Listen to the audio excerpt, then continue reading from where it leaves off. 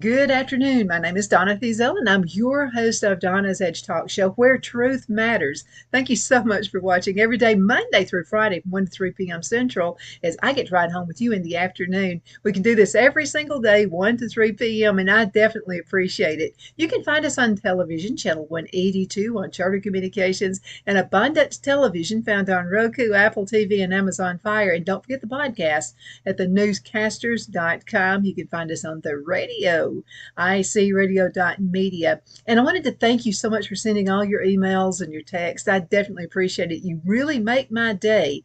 So if you would like to just to hear something new, want me to do a little research for you? I'm an ongoing student, still taking classes, by the way. And so I'll be glad to do that for you. Just send an email to Donna at donnasedge.com. That's Donna at donnasedge.com. Have my friend attorney, no, it's Dr. Attorney Bob French. How are you doing today? I'm doing very well, thank you. It's nice to be here with you. Well, it's always nice to be with you too. I always have wonderful interviews and get a lot of response from the interviews from you as well. Oh my. Mm-hmm. Yeah, I'm trying to inflate his head as much as I possibly can. No, for real. Absolutely. Those are really fun interviews. Now, you wanted to talk today is about Mother's Day. Yeah, Mother's Day is Sunday, and I thought if we didn't have a subject to talk about, we'd talk about mothers. I'm one of the very fortunate people.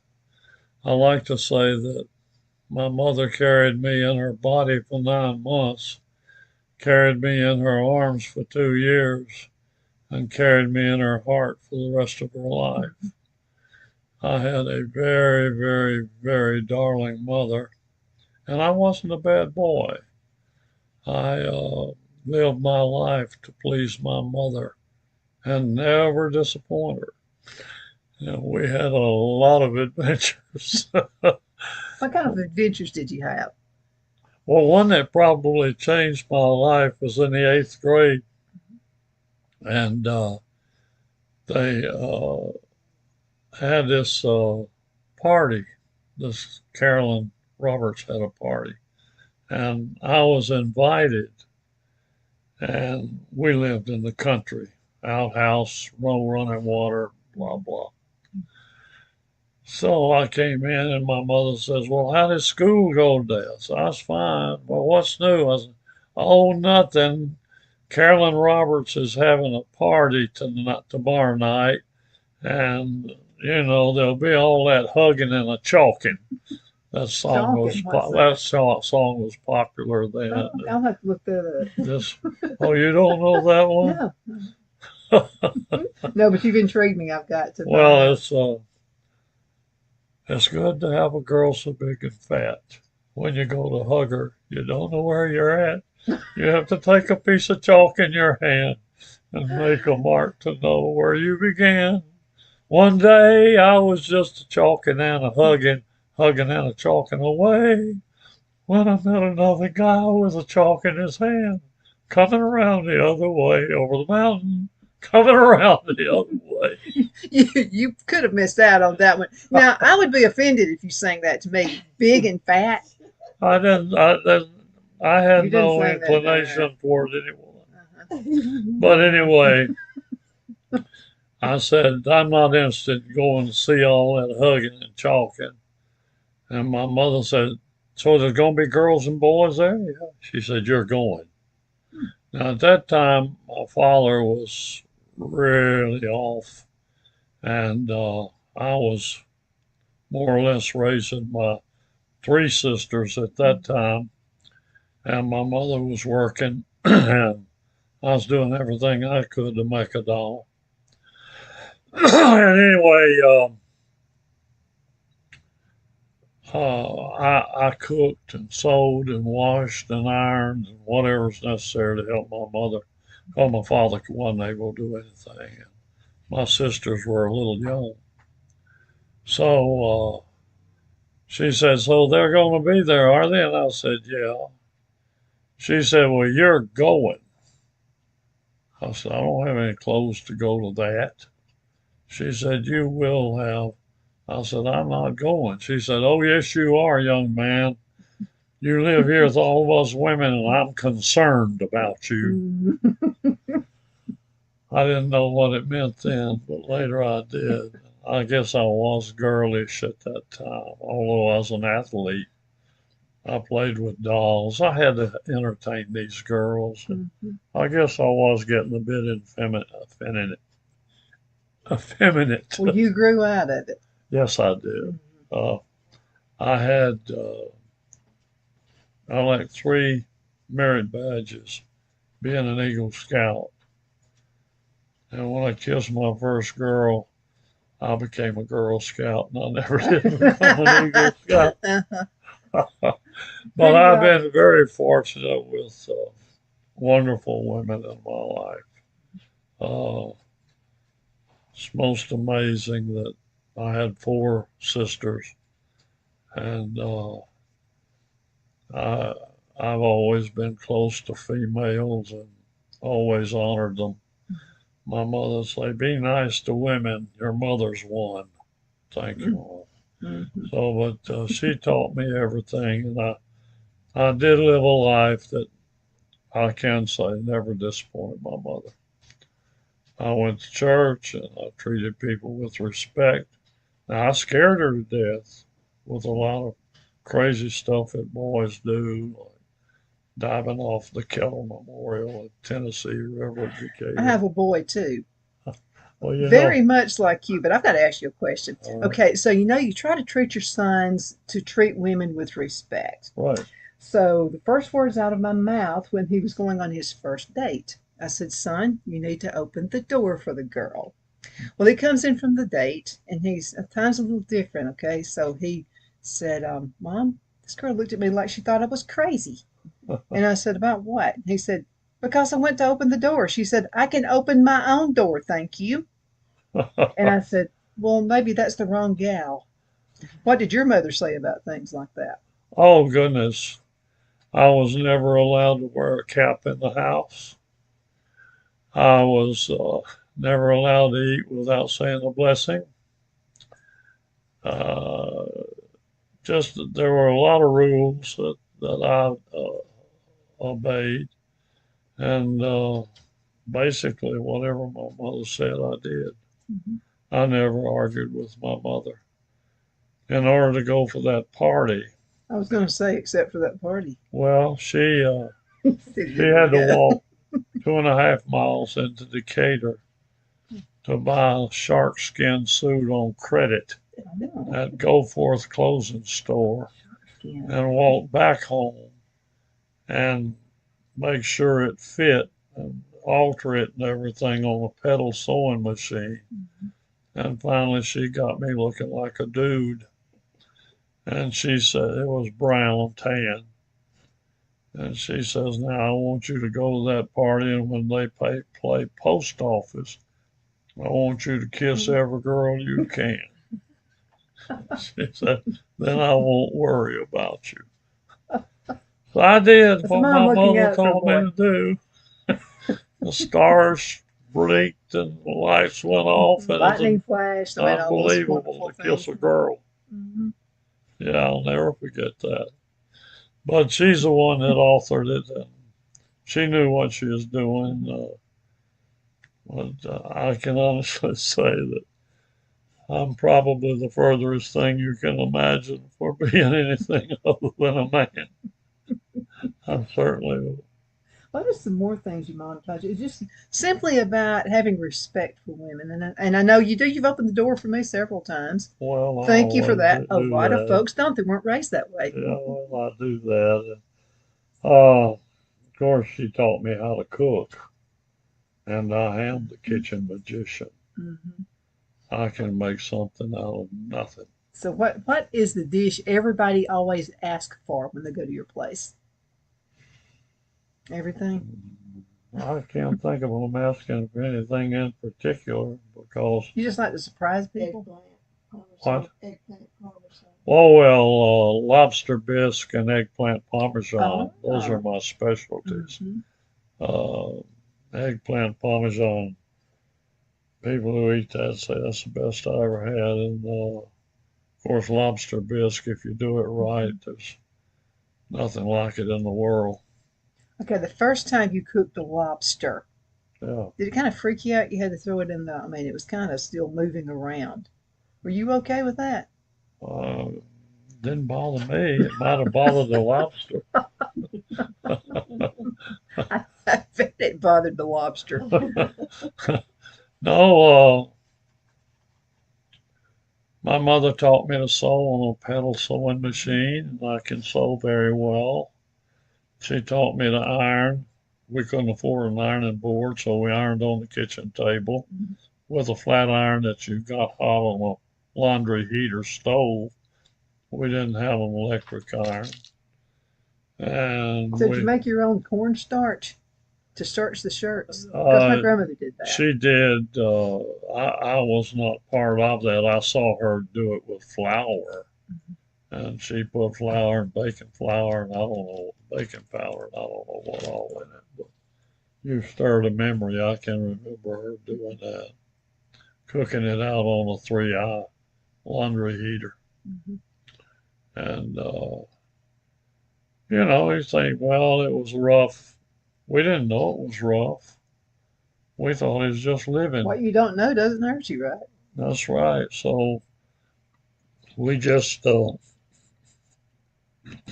lived in the country as country people. Mhm.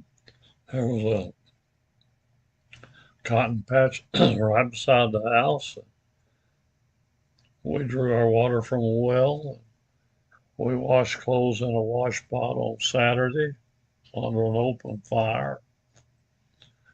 And, people would say, "Oh, what a horrible way to live." Well, we didn't know that. Well, people are wanting to get back to that now. You know how many Yeah. people they're looking for land so they can get out and go live like they did back in those days.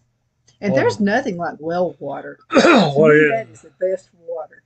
yeah. Well, we had well water, and we thought we were big time people because we had electricity. Hmm.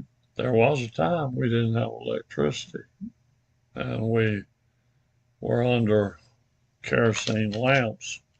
We couldn't afford a Aladdin lamp or one of those fancy lamps that made great fires.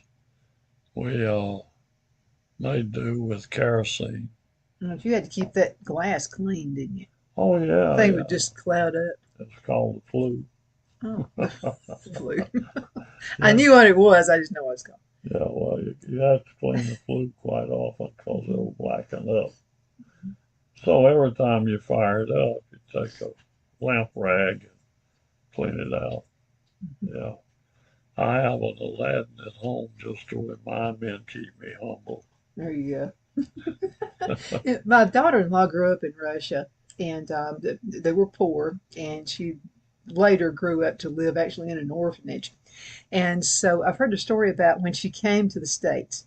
And my son has the most wonderful in-laws ever. And they're much better people than Phil and I are, but they're wonderful folks. And so I've heard a story about when they came back from Russia. She was 9 years old, didn't know what a light switch was. We're just used to these conveniences. You just turn on a light switch. And it freaked her out when she saw a light switch. And so Jim comes in from the garage, goes into the kitchen, and goes like this. And they said Larissa just stared. She was just stunned, did not know how to speak English. They didn't know how to communicate with her. And a lot of things that we just take for granted these days. You just flick a switch, and there goes the light. We don't appreciate things like we should, do we? No, we really don't. I may have told you. Did I tell you about this guy asking me about my life and what I thought was the most important and all this stuff? Hmm. Well, I ran into this guy. I can't even remember where. But anyway, he was 90 years old, and I'm 90 years old. And he says, "Well, if you don't mind, let me ask you, what is the most important thing that's happened in the world in your 90 years?" And it put me to thinking, there's a Mhm. lot of goodness. I was born in the Depression, Mhm. no electricity, and no running water. Grew up in World War II, saving lard and not being able to have a car or a bicycle because you couldn't get tires for them because rubber was rationed. Then got out of that, and it's just time for Korea, which is aggravating. You wind up in uniform, and that never leaves you. By the way, the older I get, the more I talk like I talked back then. And I lived a life without cursing. And because I stayed so long in the service, now at 90, I practically curse every breath. And it embarrasses me, and I wish I wouldn't do it, but they take a boy and they train him. So anyway, you go through that, and then you go through the computer age, you go through the television age, you go through the wireless radio. Well, we thought that's something to have a radio that didn't have to have an You antenna. do pretty good with that, I gotta say. Yeah, so You've only asked me one time how to do something on your cell phone. I'm not too good at it. But anyway, He actually tells me how I need to do it. I'll tell you, when I was in the service, uh, we discovered electrical things that we didn't have during World War II. We had during the Korean War. But anyway, this guy says to me, "What's the most important thing?" I'm thinking about all these things I just talked about. And I finally said, I think the most important thing that changed the world is the atomic bomb. Because really and truly, I can think of nothing more that changed history any more radical than that. It stopped World War II, where both of my uncles were shot, survived. To stop that, of course, I lived through rationing and all that good stuff. Delivered and sold the papers on VE Day and VJ Day as in the 6th grade. So the stuff that flowed out of World War II, television eventually. You know, when I was a boy, we didn't have a refrigerator. And don't even talk about air conditioning.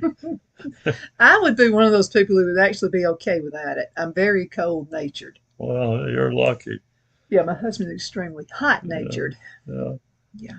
I'd say, Mother, it's so hot in here. Well, open the window wider, son. It's as wide as it'll go. Then just think about being cool and shut up. Just think about it. You know what my grandmother used to do? So, and I would see her do this a lot when she would work outside in the garden. She would go to the refrigerator, the ice box, and get ice and put it right here on her wrist. And that would cool her off as pulse points. That's amazing. Yeah. Now, you just said something that we always had, and that was a garden. Oh, man, I You love my may garden. believe we had a garden, and during World War II, it was called a victory garden. But at the French household, it was a starvation garden. You better have a garden. You better grow those beans and corn and tomatoes and okra, carrots, all those things that we grew in the garden, bell peppers. And People were thinner back then. Do you think it's because of the food they ate? You know, versus running to McDonald's getting a Big Mac every day? oh my goodness, yeah, we didn't. We were skinny. I think I was trying to remember when I covered 100 pounds. You know what grade I was in, because thin as rails. We were active. Yeah, that's one thing right You there. walked everywhere you went because you didn't have a car. And I bought our first car for the family. How much was it? What kind of car was it? It was a 1940 Plymouth. It was $900. $900. Yeah. Without a lot of money though back then. Yeah, it's pretty good. I think I paid it off in payments of $30 a month. But it was used. But I was a shade tree mechanic by then. And so I kept it running, changing out heads, putting in new head gaskets, and servicing it. But I have no regrets about that because even now I know motors pretty good. I know fouls, so on. So anyway, Wait, I gotta ask this. all How right, much was gasoline per gallon? 19 cents. 9 cents. And They're you know looking for what? it to be $5 a gallon And you this know how I summer. know? Oh. My buddy Roland and I, we were both paper boys, Mhm. and we'd turned 15 years old, and we started smoking cigarettes, Camels. And of course, neither one of us could afford to buy a 19-cent pack of Camels. And so I made a deal with the grocer where we shopped and had credit to sell me a pack of Camels and charge it as a quart of milk. So Mama wouldn't find out about Right. it. So Uh we'd huh. go in, Roland and I'd go in and say, Miss Talbrooks, we need a quart of Camels. So that's how I know it was Uh 19 huh. cents. Same as a pack of cigarettes. So did your mom find out that you were smoking cigarettes? Eventually, she never found out that she paid for them because I brought home everything I made anyway. And, if I made $18, well, that was a lot of money. I usually could make $18 a week.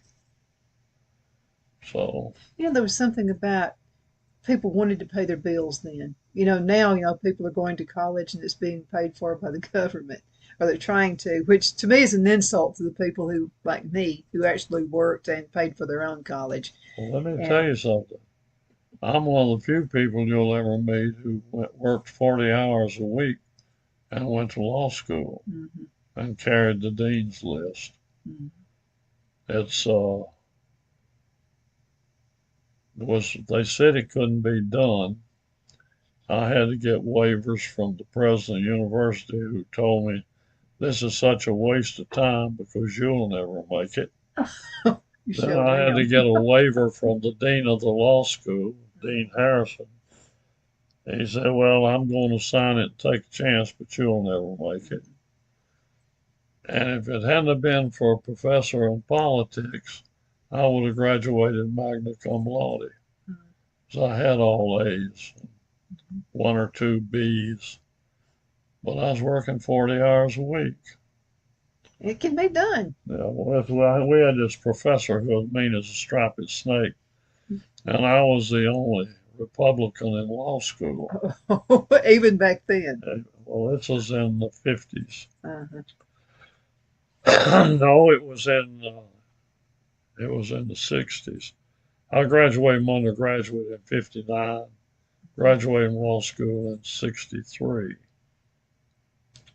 Anyway, it was Alabama was all Democrat, eaten up with it. And I worked a lifetime to change it and had some success. But anyway, I'm a straight A student. At the end of, I think, 3 semesters, I had enough quality points to graduate. Had straight A's. 4-hour courses, constitutional law, property 4, property 1, 2, and 3, criminal law, all these tough courses. And I aced them all. Well, we came to property 4, which is wills and trusts. And the professor was Dr. Payne, who the students called Blackjack behind his back because they said he couldn't be trusted. Well, I thought he could be, and I had to take it. You had to take property 4. So I took it. And I was working full time, driving a sports car, looking like $1 million, and working hard at BF Goodrich as a personnel man. And I go through property 4 and I'm expecting an ace. And I got a D. Mm. And I went to see Dr. Payne. I said, Dr. Payne, how in the world can I get a D? I've never had a D. Well, you just didn't write a good paper. And I said, well, I Because you can't. were a Republican and he was a Well, Democrat. I didn't say that because I knew that. First thought, because Oh, I have to deal with that too. I know every day he would lecture us about how sorry Republicans were. I'm sitting there as the only one. He'd start out and they'd all look around at Yeah. me. Old John Patterson's brother, various and sundry others. Old Richard Shelby, Uh, retired senator. mhm, Sorry, rascal. mhm. He was a good friend, I mean that, but he used to laugh at me because I was a Republican, and he He changed became a over then. Republican. So anyway, Yeah, but I had an interview with him one time. I'm going to tell you what he said. He said, I'll be in D.C. I'll give you 5 minutes. And I said, 5 minutes? Now, I almost said, just forget it. But I thought, well, no, I'll go ahead and I'll interview him. So he liked the interview so much, I wound up with a 20-minute interview. So I actually had the upper hand on him. So what I did is I said, oh my goodness, we went past your 5 minutes. We have to go into a commercial break. Thank you so much for being with us on the show today. It thrilled me to death to say that. well, And he did change over to Republican. Yeah. Yeah, he did. you know, He's well, still he's like there. every other Democrat, just a straw in the breeze. Believes in power. That's all. Mhm. And That was our commercial break. Oh, I'm We're sorry. no, you're doing great. We're gonna have to go ahead and cut into a commercial break. Usually I have a dog barking, but I didn't know if she'd like that or not. So anyway, we're going into a commercial break. We'll be right back in just a few minutes, so you hang in there, okay? Queen City Used Car Sales has been serving drivers in the Northeast Alabama area for years with a quality selection of late model used cars, SUVs, and pickup trucks. On top of our extensive selection and competitive prices, we offer professional auto financing services for used car buyers of all credit levels. Whether you've just begun your search or you're ready to secure your next vehicle, at Twin City Used Car Sales, you will drive away with the vehicle of your dreams. The sales and finance staff at Twin City Used Car Sales looks forward to serving you, and you can apply for financing online before your visit to our used dealership in Gadsden, Alabama. Check us out on the web at twincityusedcars.com or go by our location at 901 First Avenue, Gadsden, Alabama. We sincerely look forward to serving you.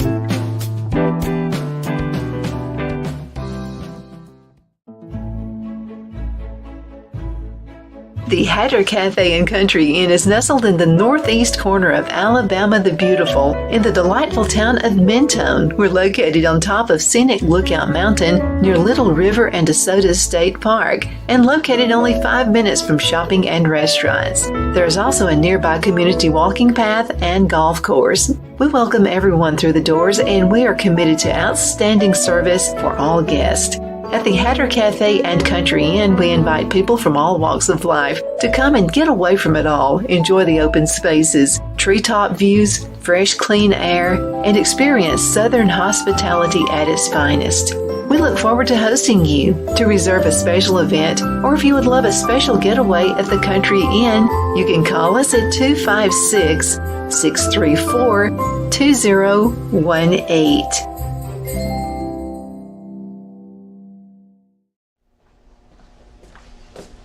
Are you ready? We all wonder what tomorrow will bring, but the future lays itself at the feet of the prepared and surrenders to the will of the persistent. It's not easy, but today shapes you so you can shape tomorrow. With Northeast Alabama Community College, when the future asks if you're ready, you can answer Yes. Begin your future at Northeast Alabama Community College. The only place I buy my beef is Lone Tree Ranch in Collinsville, Alabama. Their cattle is born and raised on their ranch, grass and grain fed, and you can feel confident when you serve your family and friends because their beef is all natural and no antibiotics or hormones are added. You can buy whole beef or perhaps go in with family or friends and buy half. Their customer service is number one as they take care of the delivery to their local processor and can deliver to your home for a small added fee. They also offer herd replacement heifers. I always call Lone Tree Ranch in Collinsville, Alabama for my beef specialty recipes and cookouts, and you can too. Food shortages are increasing, so buy local by calling 256-523-6462. That's 256-523-6462.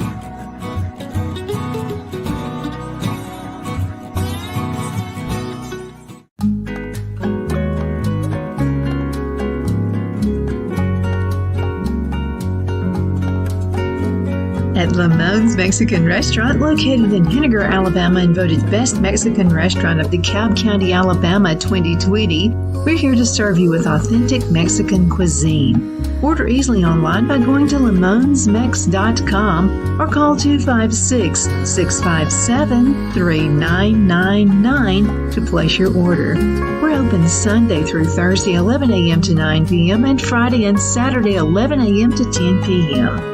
Whether you're celebrating a cozy date night for two or a celebration for a crowd, at Lamone's you'll love our atmosphere and friendly servers. Thank you for dining with Lamone's Mexican Restaurant.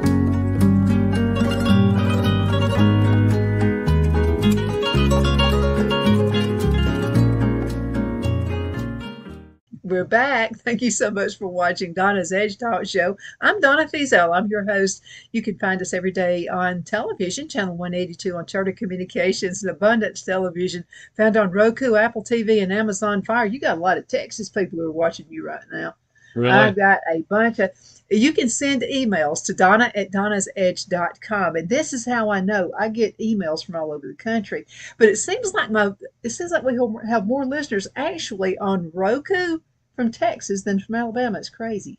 Well, I have a In fact, I'm a connection. Texan. I have a connection with Texas. Do ya? I do too. I'm married to one. He's from Houston. Well, my father was born in Texas. What part? Now, Iredell, right in Central Texas. Mm-hmm.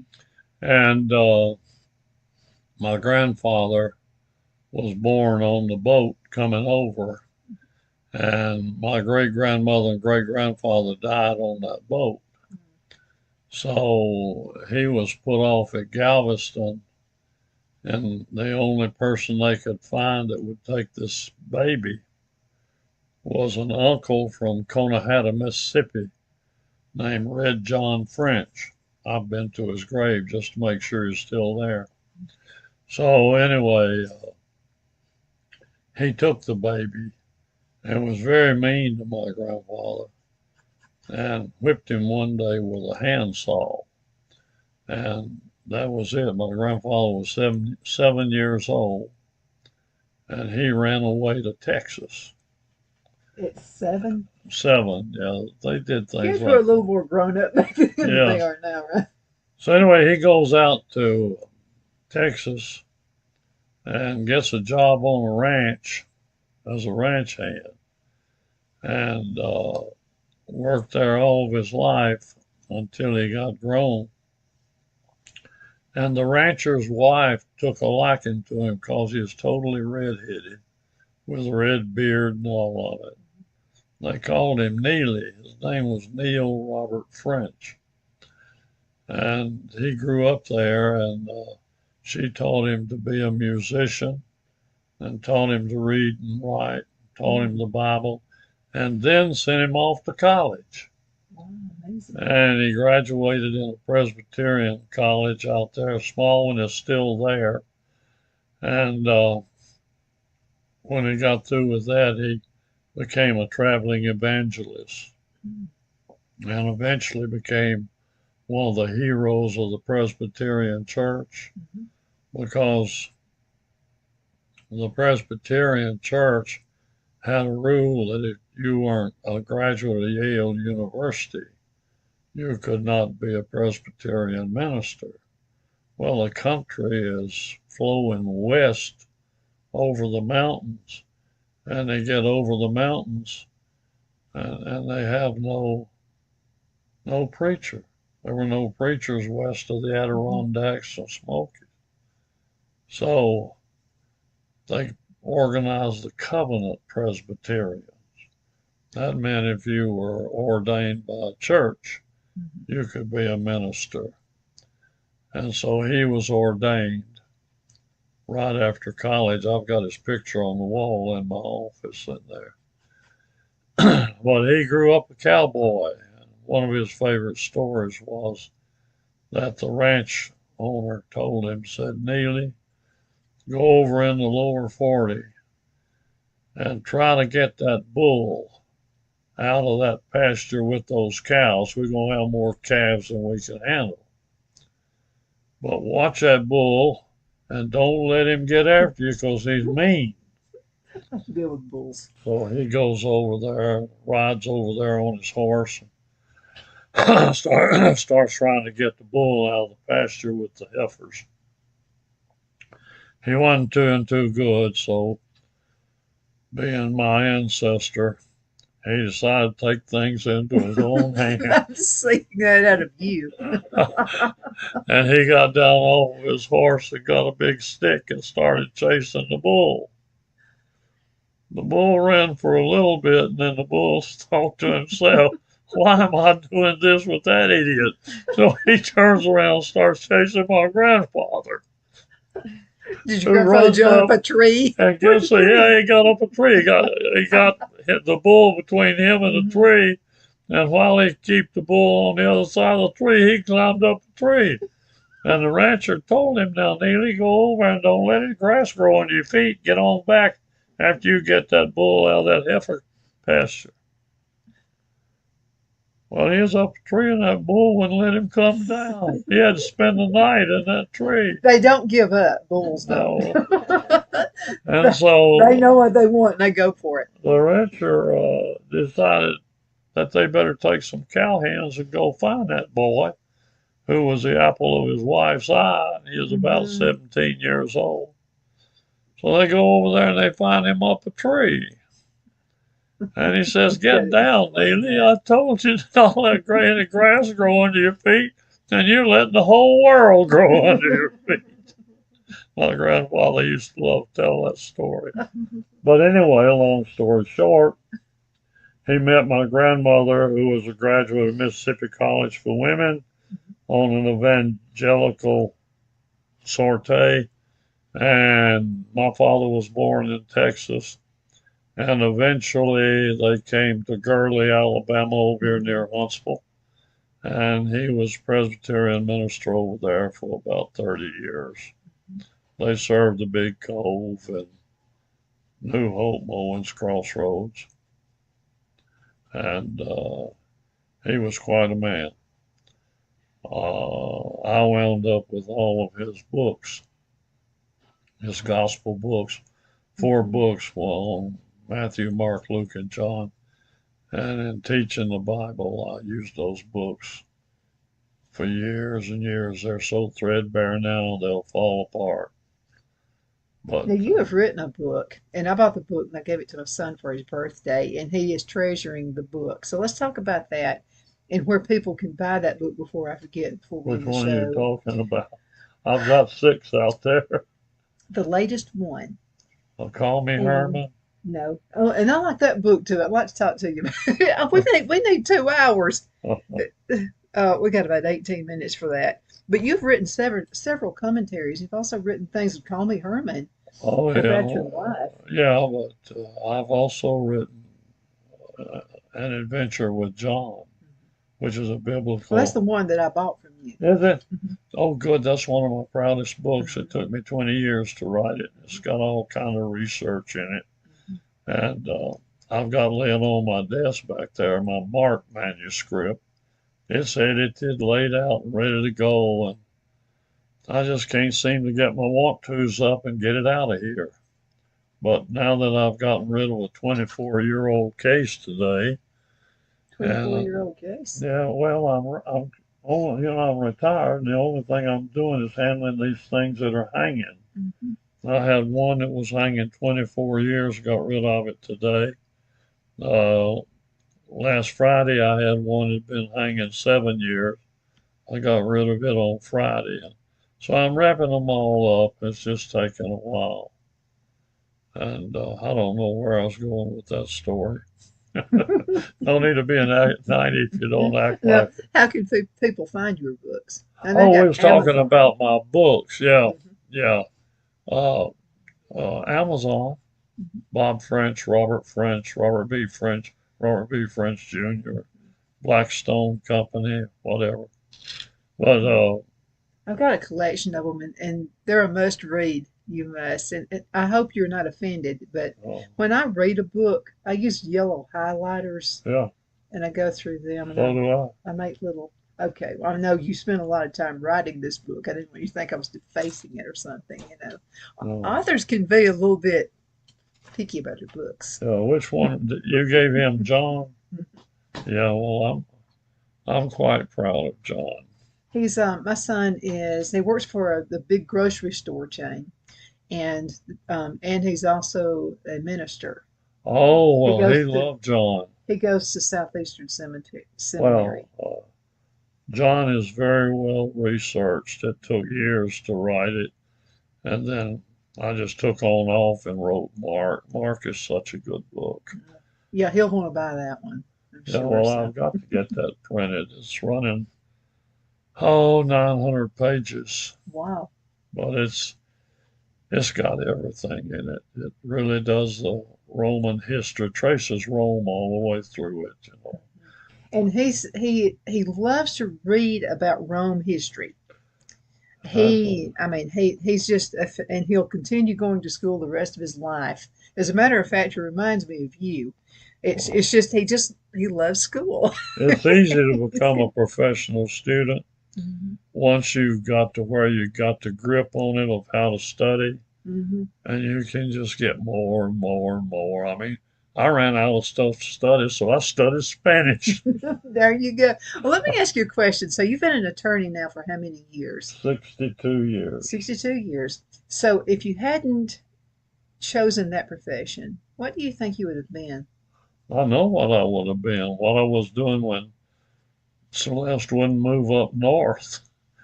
I don't blame her. Well, Celeste was a Midtown Manhattan girl, and she was a nurse that graduated from Middletown State University. And we fell in love when I was a West Point student, trying to get into to the academy. I was at West Point Preparatory School at Newburgh, New York. And anyway, we got married and we were doing fine. And I graduated from commerce and business at the university and got the plum job offered to the graduating commercial class. And that was assistant personnel manager at B.F. Goodrich plant in Tuscaloosa. Mm-hmm. There were 1,320 employees, and I hired in making more than the dean of the School of Commerce and Business Administration. So, and they let me go to law school. But the thing that I'm getting down to is that they came up with this idea. A fellow by the name of Nairati came up with this idea in Akron that they ought to take the president of B.F. Goodrich and find the best young man, most talented young man in the company, and bring him to Akron as assistant to the president so that he'd know everything that J. Ward Keener knew. By the way, Keener's ancestry is from down the road down here, Keener. Mm-hmm. So anyway, they did that, and after a 6-month study, they came up with 3 top contenders. I was one of them. Mm-hmm. My newspaper won the Meritorious Achievement Award. I had accounted for 6 million accident-free man hours. You can go on and on and on with stuff like that I tried to do and did. But enough to distinguish that I was one of the top 3. And Nairati came to Tuscaloosa to meet me. And we talked, and he said, well, if you were offered the opportunity to be assistant to the president, we got plants in 32 different countries. How would you feel about travel? That'd be fine with me. So I told my boss that he asked me all about traveling. He said, Bob, you got it. He said, they just want to make sure that they can trust you. So I went home and told Celeste that Mr. Young thinks that I'm going to get this job. And she said, well, you may as well turn it down because we're not moving back to the dark north I've spent a lifetime getting out of it, and I'm not going back. She said, do you really think that a girl from Midtown Manhattan, New York, would be happy in Akron, Ohio? So, I was used to doing what my mother said, so here's So you another do what? female. And I take instructions pretty good, so I told Miss Nairati that if I was offered it, I'd have to turn it down. Your life would have been totally different, wouldn't it? Oh, yeah, my boss, when he found out about it, he cried. He'd been with the company 37 years. And he says, you may as well look for another job. He said, you're the best assistant I've ever had, but you're going nowhere in this company. You might get to be a plant manager, but you're never going to be happy being a plant manager. So I said, well, what am I going to do? He said, I don't know. I'm not going to fire you, but you better get yourself another job. So I told Celeste, she says, well, why don't we go to med school? We moved to Birmingham. I'll get a job at UAB as a nurse, and we'll put you through med school. I said, Celeste, I can't stand the sight of blood. Well, then you don't need to go to med school. I'm not interested in that. So she says, well, then you're going to have to go to law school. So that's what I would have done if I hadn't been a lawyer. I would have gone on up the chain and B.F. Goodrich and become somebody instead of sitting here in a two-bit law With library. me. No. So let me ask you this another question. So you and I grew up in this. I always wanted to do the best I could do on a job. I didn't want my boss to think I was lazy. I didn't want, I wanted to be the best I could ever be. So I always moved up in companies pretty fast. Yeah. But now we're in a different world now. People are not necessarily looking to be the best all they can be anymore. They come in late, if they even show up at all. Probably the best thing happened to you, because my business is very small. It's just filling me, and I want it that way. I do not want to hire anybody. We've got everything because of computers and automation. It can be just filling me. How would you feel about hiring 1,000 employees in this day and time? Wow. I would be going crazy. I'm just telling you, I don't think I could handle it. And I used to own a Snelling. You ever heard of Snelling Personnel Services? Snelling and Snelling? I have. Okay. I used to own one of the franchises. Oh, okay. But this was in the 80s, though. This is the time when there were no jobs. And lots of people were out. The pendulum has changed. And so I think I liked it better back then than I would now. Yeah. Well, I really enjoyed my job with B.F. Goodrich. It was wonderful. I made all of these records, broke all these records in the rubber industry. At the time I got 6 million man hours, nobody had ever even come close. 5 years later, it was broken by General Tire. But 6 million man hours and no accidents? But you would be at the mercy of people now that have a whole different mind frame. Oh, I couldn't do it. No, I couldn't get in there with those crazy people. Everybody that I knew was trying their best to advance.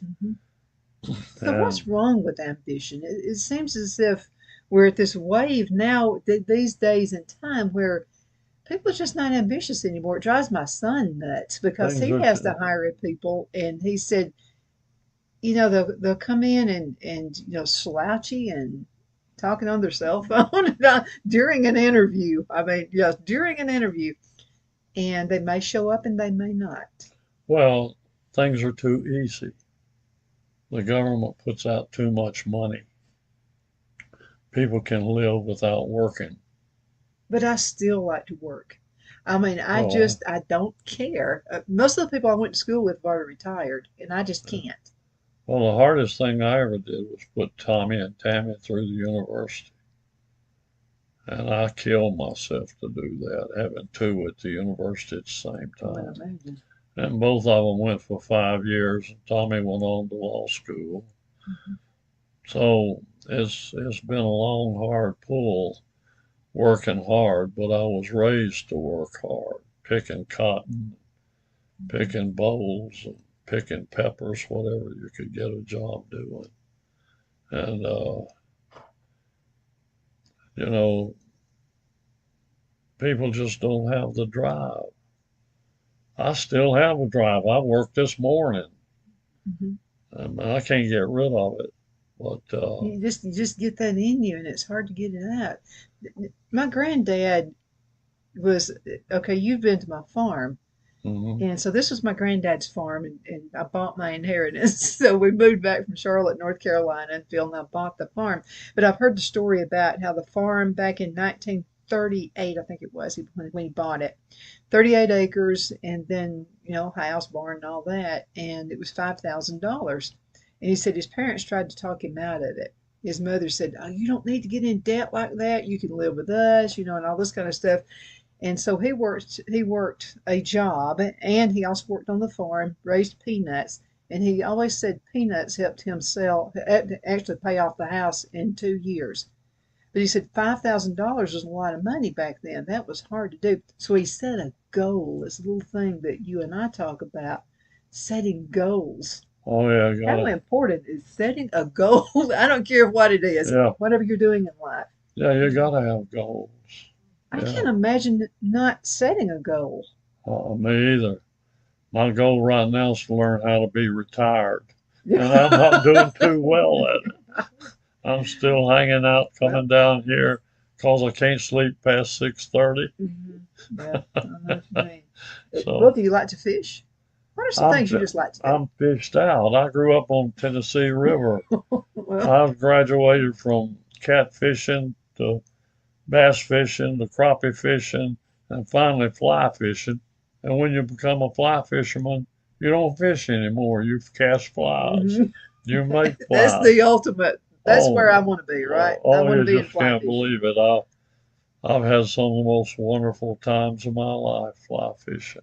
Mhm. Throw it in that foam as that thing's rushing down there, and that speckled trout come out of that hole, grab it, you're on your way. It's going to live forever. So no, I don't. Well, I guess that's why I wrote the book, Call Me Herman. I've done everything, really. Yeah, but you're an artist as well. Well, but I've got the trimmers now, and I don't know whether I can paint or not. I'm gonna have to find out, but I haven't had the urge. I have to have the muse hit me. Mhm. An artist does. I mean, Yeah, it's when not it, like people say. when You it just sit hits me, down and paint a picture. It's yeah. But anyway, I guess we're coming down to the end, aren't we? Yeah, you're getting pretty close. I'd like, You've got less than 4 well, minutes. I'd like to say a few more things about women and mothers. Uh, what was that thing I wrote in that poem? Uh, Madam, I am Adam. Oh, well, anyway, one of the lines was, oh, I am what you conceive. I am what you believe. I am Adam. I'm Eve. Why the fuss? Let's be us. Anyway, there was a line in a poem I wrote that I wish I could remember. Um, it's called Every Man, and it has that whatever you believe, if you work hard enough, you can do it. You can conceive it, and you can own it. And right now, if I could think of something I want to do, and I could do it, I'd do it. But I'm down to the point now where I'm coasting on out. But during my lifetime, I've always had these goals. And I reached every one of them if you read Call Me Herman.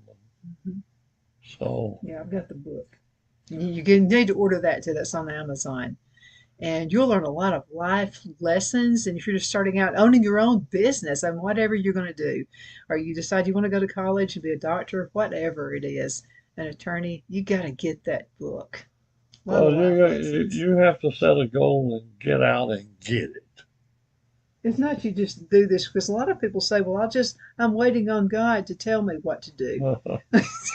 I'm sorry, but if I've waited I think a lot of times God thinks, you dummy. I've sent you the ship, weren't you? And you're looking for the airplane. I mean, I don't know. I have this idea. Tell me if I'm wrong.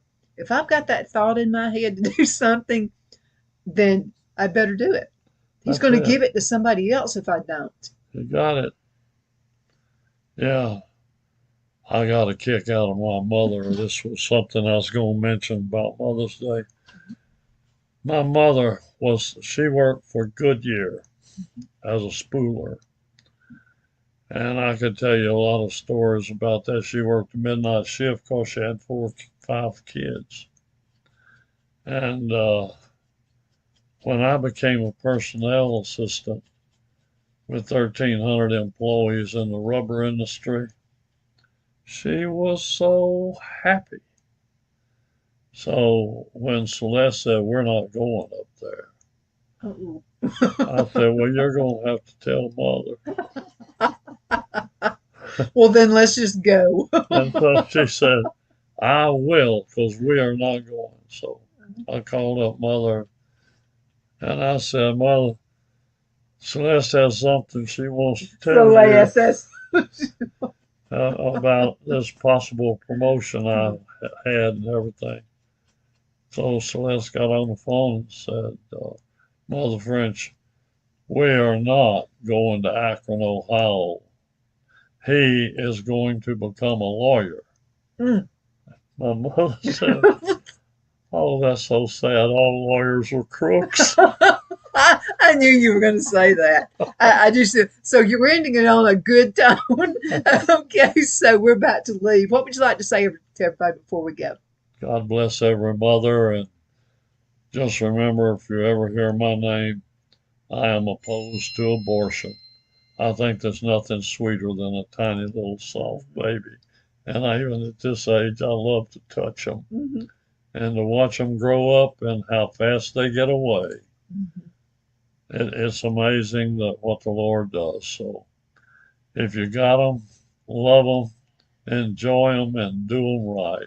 Absolutely. Thanks, Bob, for being on the show with me Glad today. to be here. It's always an honor. And it's always an honor that you're watching as well. Thank you so much. Hope you have a wonderful rest of the day. My Towels solved a problem that we've all had with towels. You go into the stores and they feel lotiony and soft, but then you get them home and they wind dry you. That's why I made My Towels. They actually work, they're soft, and they absorb.